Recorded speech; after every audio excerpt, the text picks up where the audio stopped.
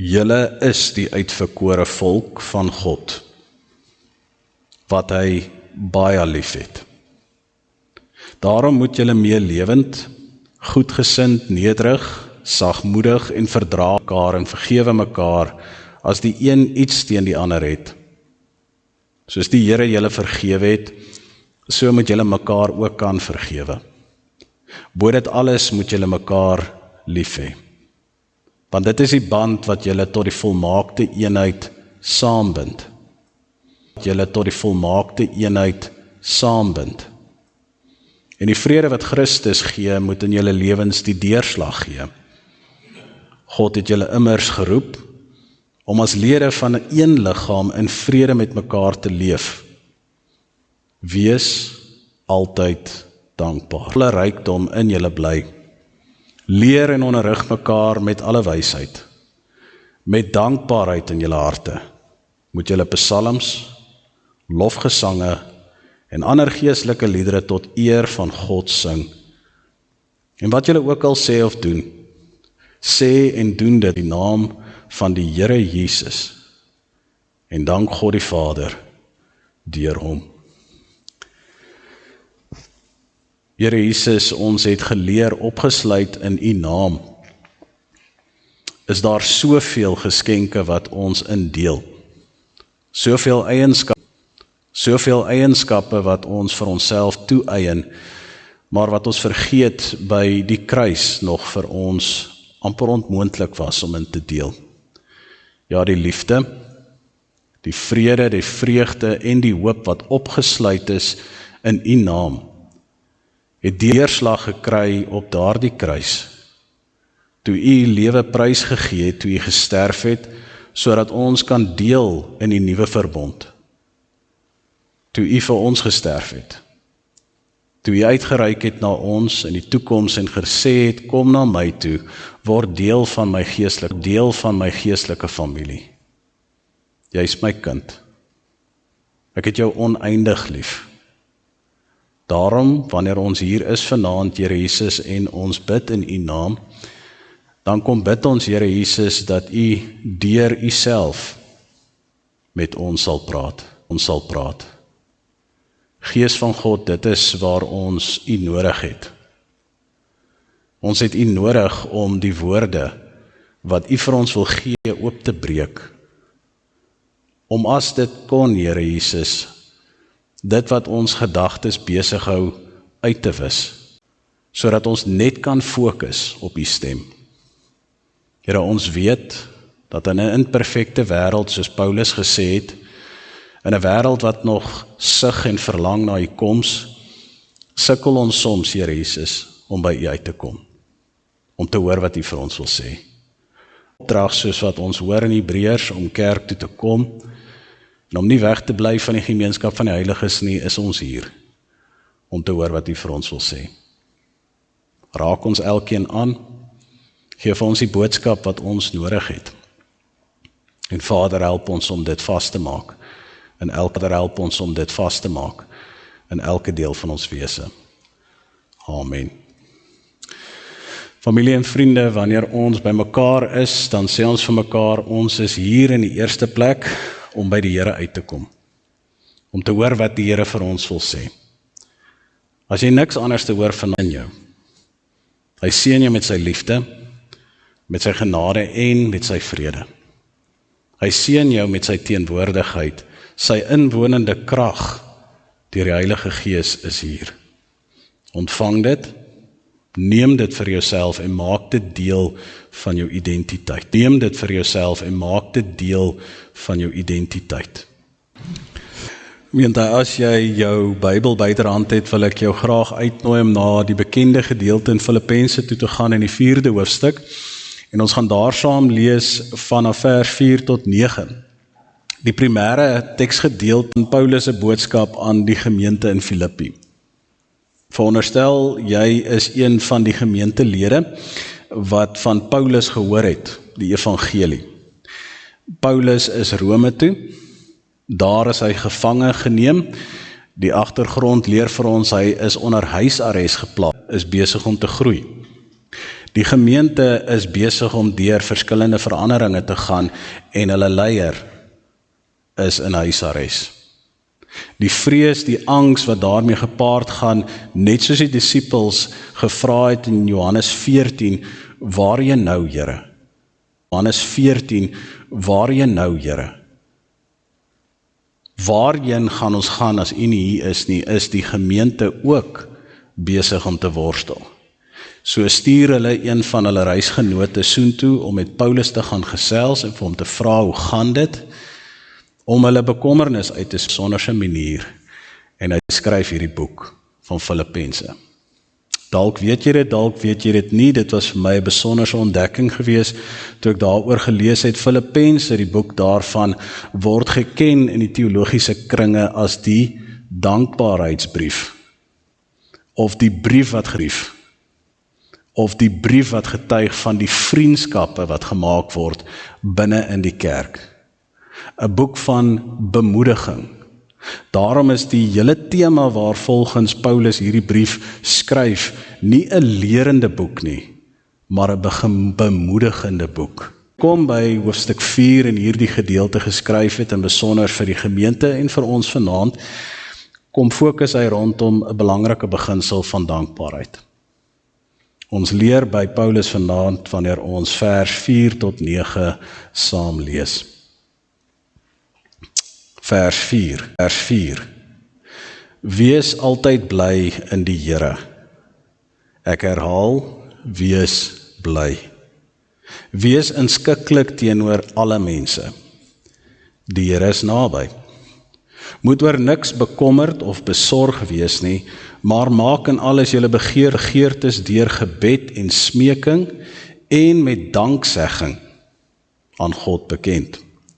En die vrede van God, wat alle verstand te bowe gaan, sal oor julle harte en gedagtes die wag hou in Jesus Christus.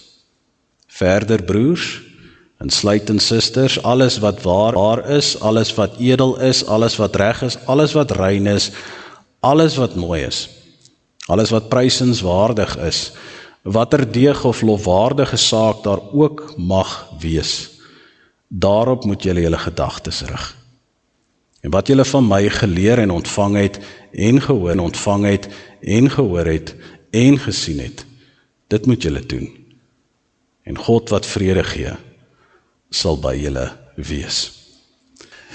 Here Jesus Christus, ons is hier vanaand om van U self te hoor. Ons is hier om deur U te word met die woord. Die woord wat leiding gee, die woord wat insig gee, die woord wat genees. Here Jesus, ons is elkeen hier met 'n verwagting. 'n verwagting om in hierdie woorde van Paulus iets saam met ons te neem wat ons kan toevoeg. Dalk 'n skat wat ons vind binne in die teks, wat ons dalk nie raak gesien het nie. Dalk iets wat ons lanklaas aan gedink het, wat net weer eens ons herinner aan U teenwoordigheid.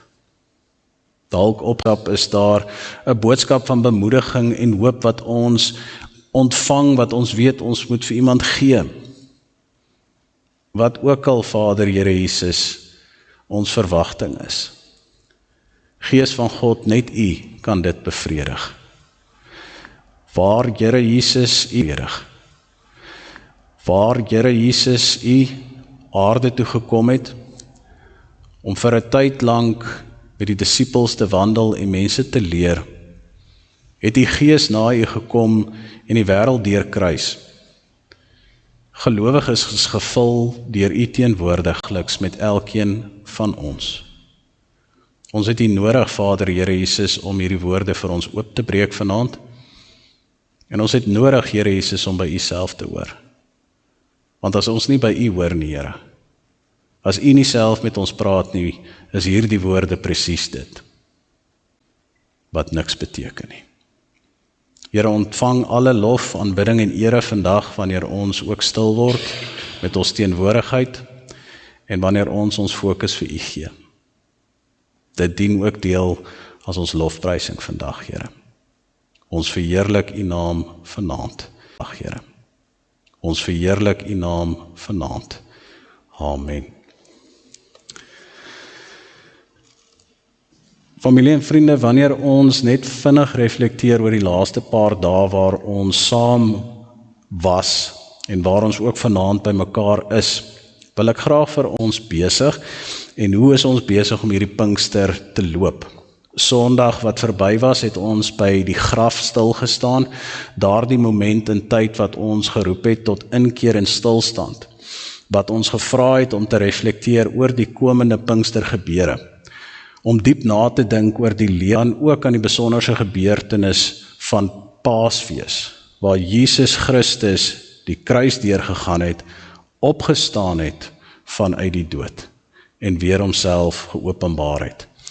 Ons het verder gegaan en Sondag aand het ons gereflekteer oor Jesus se hemelvaart. Ons het vir mekaar gesê, toe Jesus opgevaar het na die hemel toe, was daar 'n tyd gewees waar die disippels weer moet dink. Ons het gehoor vanuit Handelinge 1 uit, dat toe die disippels gesien het hoe Jesus opgegaan het na die hemel toe, het hulle gejubel en juig, met die wete dat Jesus alles voltooi het, wat hy beloof het om te doen. Daarom het ons in die eerste plek vir mekaar gesê, ons kan dans van vreugde, want Jesus is waardig om geprys te word. Ons het vir mekaar ook gesê, dat wanneer ons na Jesus Christus toe draai, dan draai ons as te ware na 'n spieël toe, wat vir ons wys wie ons is en wie ons tans kan wees. Ek hoop die boodskap het gisteraand mooi netjies deurgekom vanuit Efesiërs 5, waar Paulus ook met die gemeente praat om te sê, onthou, julle is lig. Dis nie soos dat jy jou lig moet gaan laat skyn nie. Dis nie jou werk om soos Jesus die lig vir ander mense te wees wat wys na die hemel toe nie. Dit is Jesus se werk. Jou werk is om alles wat jou hinder om hierdie lig van Jesus Christus binne in jou te laat skyn, neer te lê. Ons leef in 'n duister wêreld. En net soos lig nodig is vir groei om plaas te vind, het ons nodig om te verstaan dat ons herhaaldelik moet teruggaan na Jesus toe, sodat hy daardie duisternis kan uitwis. Die beeld wat Paulus gebruik om hierdie gedagte tuis te bring is 'n vreemde konsep rondom dankbaarheid vanaand. Paulus sê, as jy iets van lig wil verstaan, het jy nodig om iets te verstaan van vrug. Jy het nodig om te verstaan vir jou en vir my om vrug te dra in hierdie wêreld, om dit wat Jesus Christus ons roep om te gee, het ons lig nodig. Ons is in 'n boerderygemeenskap. Ons verstaan eintlik beter as wat ons dink.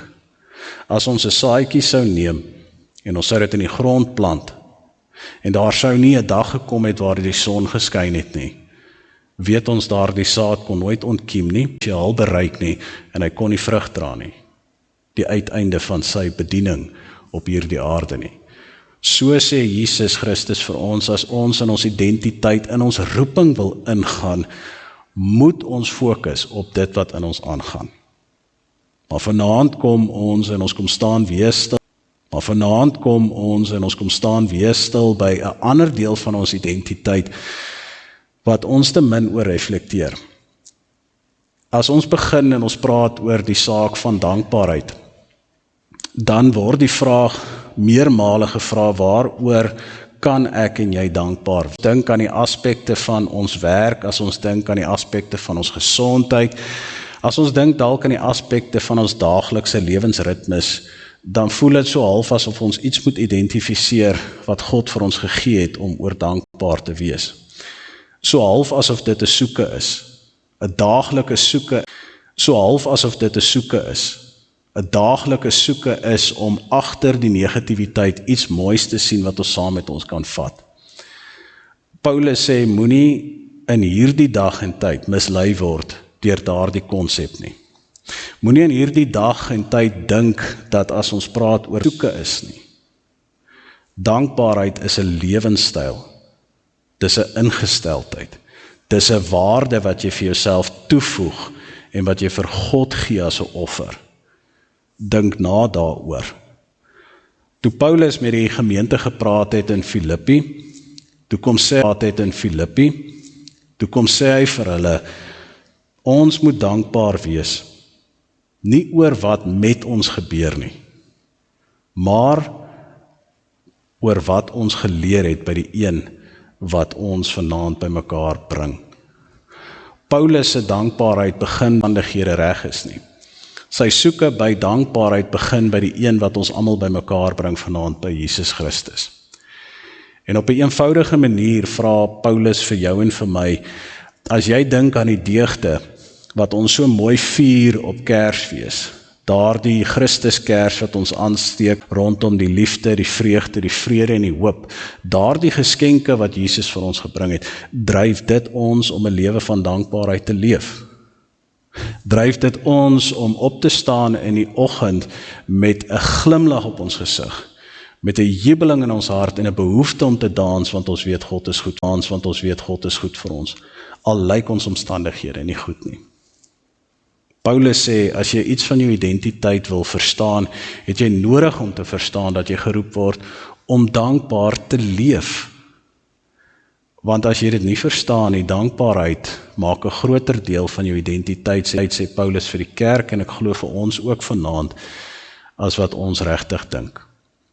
Paulus se skrywe in hoofstuk 4 is 'n besonderse een, want hy lig vir ons 'n paar goed van dankbaarheid uit, wat ek nie geweet het nie. En wat ek nogal vreemd gevind het, maar verfrissend gevind het, toe ek dit gelees het. Vir Paulus was dankbaarheid nie 'n emosie nie. Vir Paulus het dankbaarheid nie daaroor gegaan om te reflekteer, soos ek reeds gesê het, oor alles wat in sy lewe is nie. Nee, dankbaarheid was 'n keuse gewees. 'n Keuse net soos die keuse wat ons maak om vir Jesus te volg en ander gelowe op sy te skuif. Om gehoorsaam te wees aan die een wat ons by mekaar bring, met die wete dat daar ander wees wat ons kan loop. Dis 'n keuse. Dis 'n keuse wat ons neem, want ons weet dat as ons dankbaar leef, dan trek hy, en ons trek meer mense na ons toe, sodat Christus kan werk. Dit is wat Paulus probeer tuisbring het by die gemeente in Filippi, toe hy gesê het, ek sit in omstandighede wat vanuit die wêreldse oogpunt uit sou lyk soos iets sleg. Maar ek weet Christus is betrokke hierby, en op 'n besonderse manier sal hy hierdie geleentheid gebruik om mense te vul met verwondering oor Christus. Kort voor vanaand toe ek gekom het, het ek bietjie op die nuusberigte gelees op sosiale media. Dis ding wat deur die verskillende groot webtuistes gaan, soos News24 ensovoorts, wat stories vertel en inligting deurbring. En op een van hierdie sosiale platforms vertel hulle daar sodat in China daar 'n nuwe veldtog is om die gelowiges in die tronk te stop. 'n nuwe veldtog is om die gelowiges in die tronk te stop. Om hierdie beweging van Christendom dood te druk. En die hele opskrif het gegaan oor een pastoor wat gesê het, ek verstaan, ek gaan tronk toe, dit maak nie 'n verskil nie, maar ek gaan die evangelie verkondig. En hierdie het 'n vorm van hoop, man van God wat besluit het om tronk toe te gaan, om te sê, ek aanvaar my noodlot, maar dit gaan my nie keer om die evangelie te verkondig nie. Dis ongelooflik dat wanneer ons dink aan die konsep van dankbaarheid, dat ons vir mekaar kan sê, niemand wil rondom 'n negatiewe mens wees nie. Niemand wil vriende wees met iemand wat ondankbaar is of neerhalend is nie. Ons wil veel eerder onsself omring met mense wat positief is, wat op 'n besonderse manier ons gees verlig, wat ons moed is presies wat Jesus Christus binne in jou bewerkstellig. Wanneer jy vir mense kan wys dat dit nie gaan oor waar jy is of wat jy beleef nie, maar die keuse wat jy gemaak het om met vreugde binne in jou te leef, dan kan mense nie anders as om te vra, oor wat gaan daar aan? Wat het jy wat ek nog nie het nie? Moenie Paulus se woorde kort skiet wanneer jy dit lees nie. Ek het al meermale dit ook al gesê en ek sê dit weer. As jy Paulus se woorde wil verstaan, moet jy by die keuses van woorde wat hy gebruik. Toe Paulus in vers 4 die woord van blydskap gebruik het, eerder as vreugde, het hy hierdie konsep van dankbaarheid binne in hom gehad. Hy sê, want as jy blydskap het en jy het vreugde, moet jy verstaan, jy het twee verskillende goed. Vreugde is 'n reaksie op dit wat met my gebeur. As iemand vir my 'n geskenk gee, dan word ek gevul met vreugde. Hy sê maar blydskap. Blydskap is 'n lewende besluit wat ons het, wat ons maak, wat nie gepaard gaan aan ek iets om oor bly te wees. Kerk van ons Here Jesus Christus, ons weet, ons het baie om oor bly te wees. As daar niks anders is wat ons vir mekaar vanaand kan sê waaroor ons kan bly wees nie, is dit juis die feit dat ons weet, deur Christus se opoffering aan die kruis, deur die uitstorting van die Heilige Gees, het lewe gaan beerwe. Dis 'n ongelooflike gedagte van blydskap. En dan gaan Paulus verder en hy kom sit nog 'n konsep aan dankbaarheid, wat ek ook nie aan gedink het nie. Hy sê, onthou, dankbaarheid as 'n offer aan die Here is nie soos 'n dankie wat jy vir iemand gee as hy vir jou geskenk gee nie. Dis nie om erkenning te gee dat dit wat ek ontvang het vir my goed is nie. Nee, sê hy. Wanneer jy in dankbaarheid leef, is dit 'n verklaring van jou opoffering en afhanklikheid van God. Baie fascinerende woorde, en ons dink Paulus koppel dit aan 'n gebedslewe. Paulus sê op 'n besonderse manier vir ons vanaand, as ons die een ken wat alles in stand hou, as ons die een ken wat agter die skerms alles bestuur, hoe kan ons dan nie anderste as om hom te vertrou nie? Hoe kan ons dan nie anderste as om te verklaar in afhanklikheid dat ons dankbaar is vir wat gebeur nie? Want ons weet Christus is in beheer. Romeine 20-28 kry 'n nuwe betekenis wanneer ons hierdie woorde snap. Wanneer ons verstaan dat alles ten goeie meewerk met Christus in ons lewe.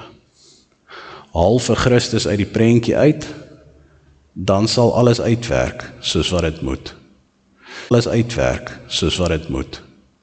Sit Christus in die prentjie, dan sal alles nie net uitwerk soos wat dit moet nie, dit sal ten goeie uitwerk vir jou en vir my.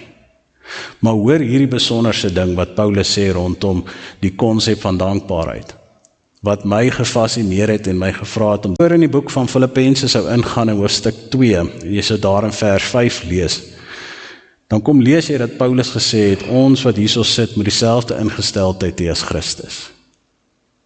Dieselfde ingesteldheid hê as Christus.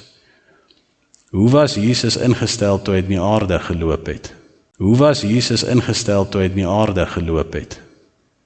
Paulus sê hierso, ons moet dieselfde ingesteldheid as Jesus sê, wanneer dit kom by dankbaarheid.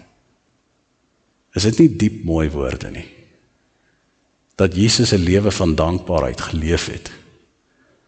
Maar hoe is dit moontlik? Johannes 17, waar Jesus Christus ingetree het vir sy disippels, vir die vroeë kerk en vir die mense wat na die vroeë kerk sou kom, ons. En in daai hele gebed sê hy, ek dank die Here dat ek in U is, U in my, hulle in my, en U in my, hulle in my, en hulle in U. Dit is so asof Jesus geweet het waar sy afhanklikheid vandaan afkom, waar sy krag vandaan afkom, en met 'n lewe van dankbaarheid kon hy enige situasie aanpak.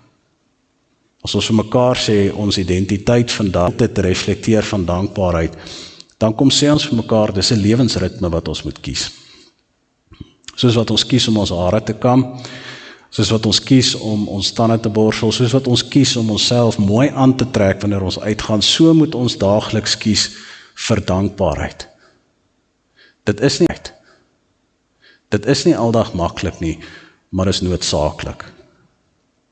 In Paulus se konteks kom praat hy met die gemeente wat hulle self vasvang in vrees en bekommernis en angs. Daar's 'n probleem.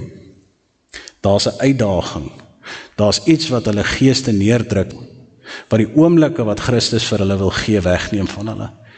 En Paulus sê, wie wat die teengif vir daardie vrees? Dankbaarheid. Want waar daar dankbaarheid is daar antwoorde. Hoe is dit moontlik?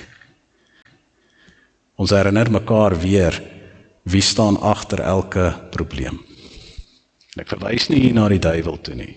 Ek verwys hier na Christus. Agter alles wat ons doen, agter alles wat ons deurmaak, agter elke uitdaging staan Jesus Christus daar met ons. En hy sê vir ons sal dit maak, want hy is die antwoord op alle probleme. Is dit nie mooi om daaraan te dink dat, soos wat ons antwoorde soek as ons toetse skryf in die eksamen, so is dankbaarheid die antwoord op toetse wat ons skryf in die lewe nie. Ek het nogal gehou van daai metafoor. Ek het nou nogal gehou daarvan om te kan sê, weet jy, ek is een van daai mense wat diep ingesteld is om te vra hoekom, Here. En in plaas daarvan om te vra hoekom, Here, het ek nodig om te vra, Here, hoe is hier? Goed werk nie altyd uit nie. Goed maak nie altyd sin in ons lewe nie. Maar daar is een ding wat sin maak, en daar is een ding wat 'n konstante rots in ons lewe is, en dis Christus Jesus. En as ons daardie rots het waarop ons huis kan bou, ons geestelike huis kan bou, dan kan ons weet, ons het iets wat ons kan dryf om vorentoe te gaan. Afhanklikheid in die Here. Pinkster kom na ons toe, en hierdie jaar kom leer ons dat ons 'n identiteit het waarin ons moet tree. Meermale sê ons vir mekaar, ons word geroep om gelowiges te wees, sonder om in diepte in te gaan, om te vra, wat beteken dit? Watter eienskappe het dit nodig? Hoe sal mense dit sien? Hierdie reeks is dit sien. Hierdie reeks is daarvoor ingelig om vir ons te sê, dink bietjie in die eenvoud van die lewe, van alles wat jy ontvang het van Pinkster, alles wat jy ontvang het omdat Jesus Christus opgestaan het. Ons het soveel om voor dankbaar te wees. Ons het soveel om voor dankbaar te wees. Die vraag is net, as ons huis toe gaan, is hierdie geskenke wat ons van God ontvang het, die liefde, die vreugde, die vrede en die hoop genoeg. Mag ons in hierdie dag en tyd ons identiteit opneem, mag ons volhard in die eienskap wat die Here klaar in ons geplant het, en mag ons leer om 'n identiteit te verteenwoordig van dankbaarheid. Ons bid saam. Van dankbaarheid. Ons bid saam. Here Jesus, al wat ons vanaand kan sê is dankie. Dankie dat U teenwoordig is. Dankie dat U ons gekies het. Vir die skepping self, dat U ons geken het, lank voordat ons nog 'n gedagte was. Vanaand is ons hier en die genade van God die Vader rus op ons. Die liefde van Jesus Christus omvou ons. Christus omvou ons. En die belofte van die inwonende krag van die Heilige Gees het waar geword. Here Jesus, mag ons U leer ken. Mag ons daagliks, oombliklik meer en meer in die teenwoordigheid verkeer, sodat alles anderste wat ons besig hou in die wêreld wegsak. 'n lewe van opoffering is 'n lewe van dankbaarheid. En mag ons daardie besluit maak vanaand om dankbaarheid deel te maak van die lewensritmes wat ons inoefen. Net soos wat ons sekere praktyke in ons eie lewe inoefen.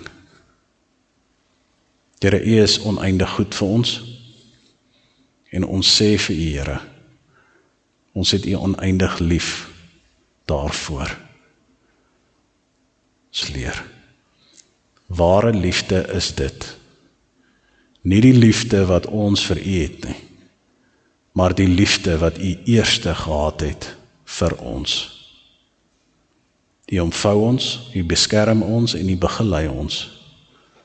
Mag ons onder daardie liefde vanaand uitgaan na die wêreld toe. En Vader, Here Jesus, mag ons mediteer, stil word rondom die een wat alles in stand hou. Ons verheerlik u naam. Amen. God stuur jou nou uit na die wêreld toe. Deel van jou en my identiteit is om dankbaarheid te leef. Mag ons dit doen. Deur die genade van God die Vader, die liefde van sy Seun Jesus Christus en die inwonende krag van die Heilige Gees weet ek, dit is moontlik. Hy gaan saam met jou. Loop saam met hom en gaan wys hom vir die mense.